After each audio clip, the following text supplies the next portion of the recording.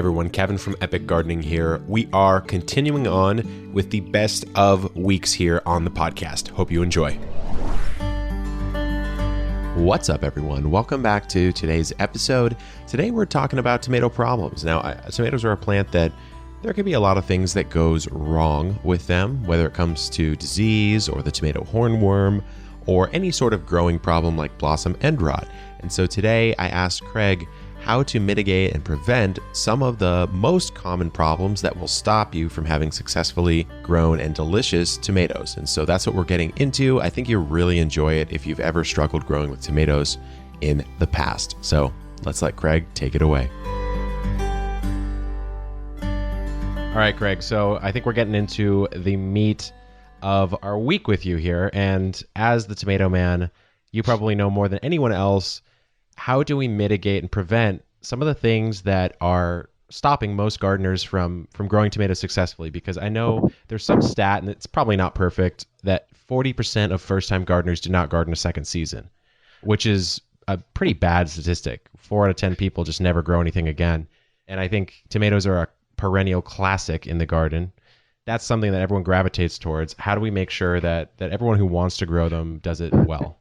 Sure. And this is such a can of worms. We could spend hours just on this topic alone. So, but it's a fantastic question. And it's really the first time I've ever been asked at this angle, because I think about this a lot. And when you sell seedlings and you write a book and you get emails from people, sometimes people are so seduced by the possibilities that they don't ease in.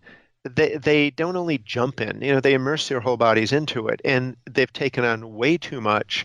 They just don't have a great experience. And I think that is how you get to that 40% number. I saw it in the Seed Savers Exchange, where people would amass huge collections of crops and then drop out of the Seed Savers Exchange a few years later because they couldn't handle it. So slowly, is what I tell people about straw bale gardening.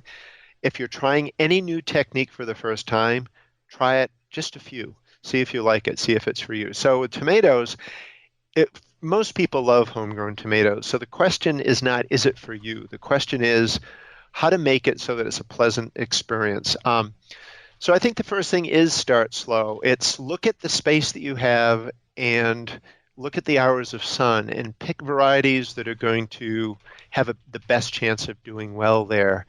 It is, if you're going to grow tomatoes, this is kind of an interesting anecdote. A few years ago, one of my seedling customers came and said, well, we got your plants last year and we were a little disappointed with them. And I said, well, I'm sorry about that. They said, well, we planted them and we went on a cruise for 2 months.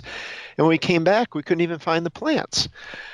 And so I said, well, if you're going to grow tomatoes, they take a little bit of care. I was trying to be tongue-in-cheek about it, and I replaced their plants, but you can't plant tomatoes and disappear for 2 months or 1 month or even maybe 2 weeks.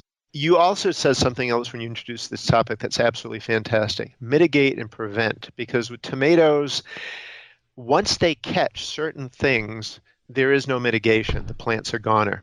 So let's start with some of the real basic things. Almost everybody growing tomatoes everywhere, if they've got heat and humidity, will notice within a month or so, their lower foliage starts looking spotted. Could be brown spots, could be brown spots with yellow patches. There are 2 very common fungi that float about, early blight, also known as alternaria, and septoria leaf spot. And in the late spring and the early summer, maybe you've got a rain and the foliage is wet, maybe it's dewy in the morning, those fungi adhere to the plant. Where the sun hits it higher up in the plant, the sun will kind of sterilize that. The wind blowing through will dry the foliage, but at the lower part of the plant, in the back of the plant where the sun doesn't hit. So the 2 things I do to mitigate that is mulch immediately. Do not let soil splash up on your lower foliage. So whether it's using untreated grass clippings or shredded leaves, shredded hardwood bark, you can use plastic to make sure there's slits cut in so the water goes through.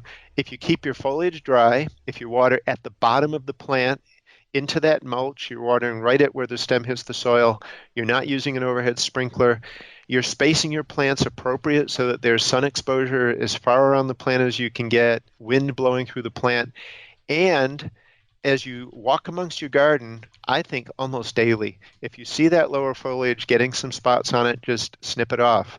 the plant will be growing taller. That foliage will be replaced above it.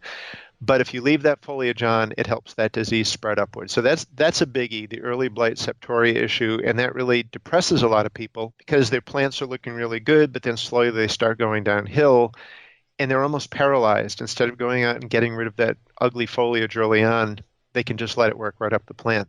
The second one that really bothers people is when your tomatoes are forming and they've got little brown or black spots on the very bottom, and it starts out small and it gets bigger and bigger. It's the dreaded blossom end rot. Right. So blossom end rot is not a disease. It's a physiological issue, meaning it is brought on by conditions. So there's a lot of literature, and it is correct that there is a calcium issue that's going on, but the vast majority of soils have plenty of calcium. What's happening is that the tomato plant is experiencing stress, and more often than not, the plant is being allowed to visibly wilt on the hot days of early summer when you've got the little green fruit on the plant. So that causes the calcium to actually, and calcium is very, very important for proper fruit development, but when that plant starts stressing out, the calcium starts migrating out of the fruit. The deficit occurs to form that little brown spot, which just gets bigger over time. So drip irrigation, soaker hose, regular watering, doing whatever you can do to keep that plant happy looking, even at the hottest part of the days, you will almost entirely eliminate blossom end rot. So it really is a stress and watering issue, even more so than the calcium issue. Those really are the main things. Some other issues are keeping the plant as controlled as you can, because if you can let a plant get out of control, your stakes can break, the foliage will start shading the other plants, and that's where that disease can take hold. But I'd like to get more into that when we talk about pruning strategies a little bit down the line. Those are really the most common issues that I've come across, but we haven't talked about when your plant starts disappearing because a tomato hornworm is munching its foliage, or deer are getting in, or squirrels or birds are getting in. So the other common tomato issues are critters. And there's a host of all kinds of sprays, organic and inorganic. I tend to not spray my plants with anything, but use regular observation.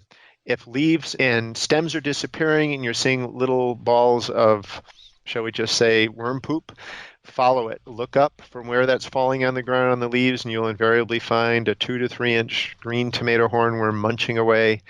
Pick it off the plant, unless it's got white rice-like attachments.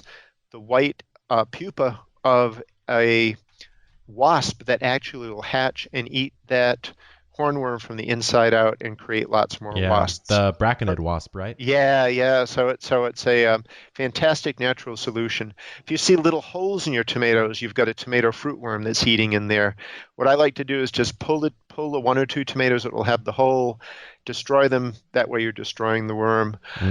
What I do about deer is use a motion detector sprinkler, and is the only thing that I've found that works. I've got my tomato in my driveway, and our neighborhood is overrun with deer. But in the middle of the night at 3 a.m, if all of a sudden they're getting shot with water and it makes that sound, that sounds like a predator to them, right?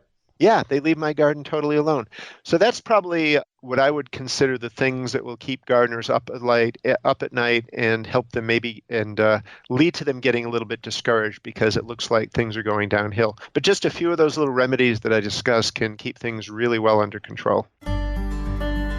All right, everyone. Hope you enjoyed that episode. There are a few key tips there with preventing that early blight, getting rid of that blossom end rot, and also just watching out for those pests on those other diseases and those growing problems. So tomorrow, though, we're going to talk about pruning strategies. Now, you've got the tomato suckers, you have the debates on how to prune a tomato correctly. And so Craig's going to demystify some of maybe that gardening mythology and just talk about what he does for pruning tomatoes and why you may or may not want to do it that way. So hope you tune in tomorrow. As always, all the links for Craig's stuff and Epic Gardening stuff can be found in the podcast description. Good luck in the garden and keep growing. I like to think of the Epic Gardening podcast as a way to kind of whet your appetite for a particular topic that's interesting to you that you want to apply in your garden.